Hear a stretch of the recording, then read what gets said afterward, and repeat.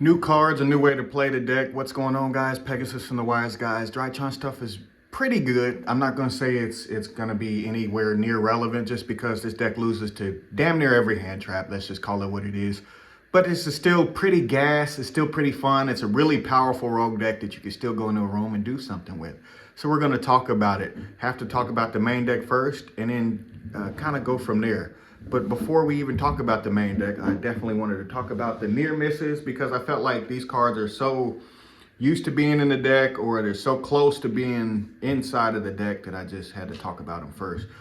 Foolish, I just was really tired of top decking into this in situations where I needed a card, and then sometimes when you fall behind, Foolish Burial actually gets a hell of a lot worse, and this deck needs to operate multiple names. So like top decking this is like awful at times. One for one, the new card, new, obviously, show it off real quick. Can be one for one, unlike the other Drytrons that can only be summoned in a certain way. This guy can just be summoned outright.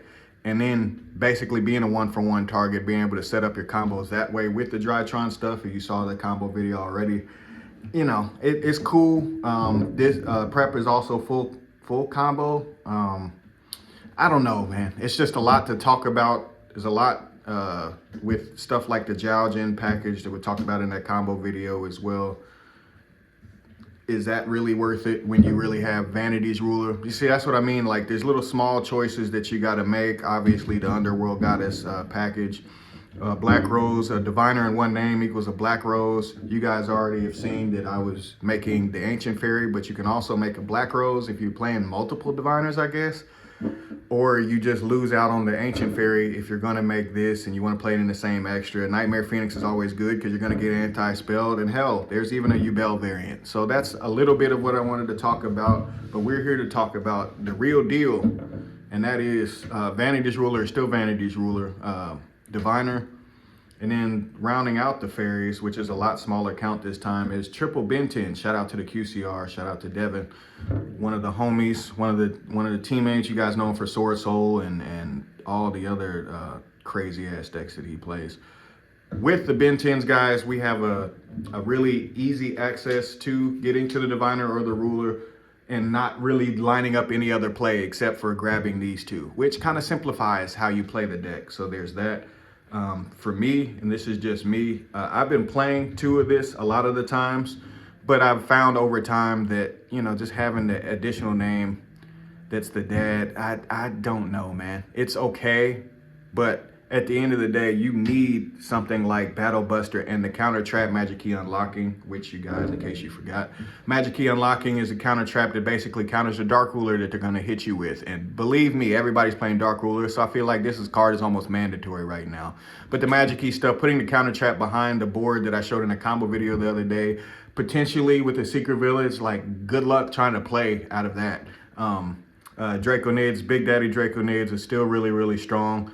And he Zeus's their board whenever you use two names and then attack with him going second. Whether you draw the Imperms, the Dark Rulers, the droplets that are inside of this deck, he clears the board, and whatever he doesn't clear, Zeus will clear. And then if you're playing the additional stuff like I showed the Black Rose already, you know, that's kind of, then you're just kind of living off the land, you know what I mean? This with the Draconids, I feel like you want to play two, just because you can use one body to ritual summon the other body and you can cyber emergency the other body.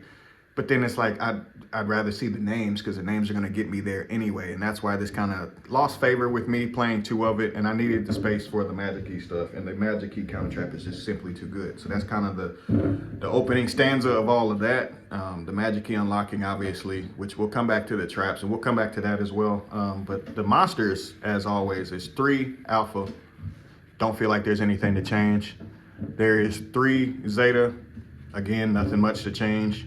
I do feel like with the searchability of the ritual spell and other, with the searchability of the ritual spell and the way that you can get to it so easily through alternative means, like some of the other names are gonna be showing, Zeta could almost be like at 2, which sounds crazy, but I still would play 3. You need to get to the ritual spell as fast as possible. New, obviously, can help you get to almost any name, which is why it's so good, but it does lock you in the machines. Make sure you don't forget that. And then obviously, I'm playing one of each of the names. Beta Rastaban helps you If you're playing multiple of the big names, then this guy can put the big guy back into the graveyard and then give the Draconids that you just saw, DA Draconids, even more power by putting stuff back in the graveyard. In the long game, this card actually comes up, and then it helps you play around Shifter. So if you get Shifter and you can Fucho out of it, this card is going to help you play freely on your follow-up turn. The Gamma, the 1 Gamma, I don't feel like you need 2, but it does get to Fafnir, so you can modify this and play 2 of it. I wouldn't recommend it. I'm playing 1 Delta, and I'm playing 1 Ursatron Alpha. Because I'm playing 1 Delta, that kind of alleviates the need for the more names, and you don't want to draw multiple names and then have a card like Pot of Prosperity basically be dead inside of your hand. So there's the definite possibility and a definite recommendation that I play Prosperity just to bridge through the Ben 10 stuff and tie the whole deck together. More consistency, you got triple Cyber Emergency. Even more consistency than that, you got triple Drytron Nova. And then obviously you got cards like the Forbidden Droplets that are going to help you push through the boards that they're going to set up, and then you're going to Zeus them most of the time, or you're going to hit them with Draconids, which is the 4,000 guy.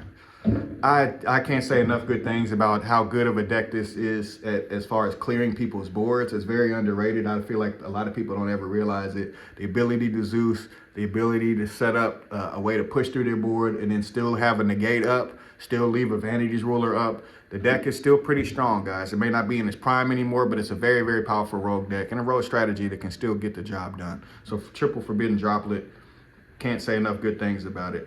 As far as rounding out the consistency, I know I kind of skipped over it with the Forbidden Droplet, but the double Fafnir and the Secret Village and a Terraforming. So just in case you guys saw that combo video, just in case you like open up a way to Ruler and you want to get to Ruler, and like say you open this, you don't need to do the combo that I showed. You could just Terraforming search this. So it's like with the first search, you go get Vanity's Ruler, you get drolled, okay, then you're just gonna end on like Ruler and whatever. If you don't get drolled, then ending on this with a Vanity's Ruler on the board, and it has happened. I've done it like maybe two matches out of about the last 30 I've played.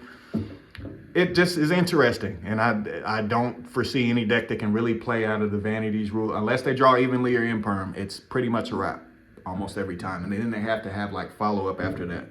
So can't say enough good things about Secret Village. Love it right now. You have to counter people's spells. The spells are just, they've reached the point where you have to counter the spells or you're going to get demolished. And that's kind of is what it is with that. Then Talents, Called By, and then the obvious Ritual spell. Shout out to the QCR. I don't think you need more than one. Whenever I play more than one, I get really irritated because I overdraw them. And then the searchability of being able to get to it, you just don't need more than one. Just hope you don't get crowed or something like that. Triple Imperm to round out the main deck. Imperm is the best hand trap that when you draw it late, you won't be irritated. So it's like I'm just going with negating monster effects. My side deck is also doing that, but you know, Imperms, Droplets, can't say enough good things about stopping monster effect. And monster effect negation is just the premium right now. It's our resource management. The side, triple Droll, triple Skill Drain, insane tech. I highly recommend it. Forgive the mismatch ratings, but I highly recommend it. You're playing 5,000 bodies, 4,000 bodies. Dynamind can play around it. And yeah, it puts large, gigantic monsters back onto the board and you can freely play under it. Can't say enough good things about Skill Drain. Still don't know why it's at 3. And I hope Konami keeps forgetting about it because a lot of decks I play 3 Skill Drain. Sadness. Triple Cosmic Cyclone. You have to have something for the Dark Ruler. The anti-spell they're going to hit you with. Some people are even setting up. They're just setting up stuff. They're playing wombo combos that are going to like, I've seen people still playing Nightmare Griffin. You got to be ready for any kind of shenanigans. And Cosmic Cyclone is just such a good card. It can blow out decks like Kashtira when they depend on field spells and certain cards. Cyclone just becomes exponentially better. Triple Dark Ruler. When you know you're going second, Dark Ruler, Zeus them, or Dark Ruler and attack over everybody with Draconids. And then Feather Duster, Thrust, and Lightning Storm. I'm not playing evenly in this version just because I feel like it kind of defeats the purpose of the Zeus, but it can help you save a Zeus. So it kind of is what it is with that. The extra deck. So again, guys, show this real quick. Again, this stuff isn't that needed.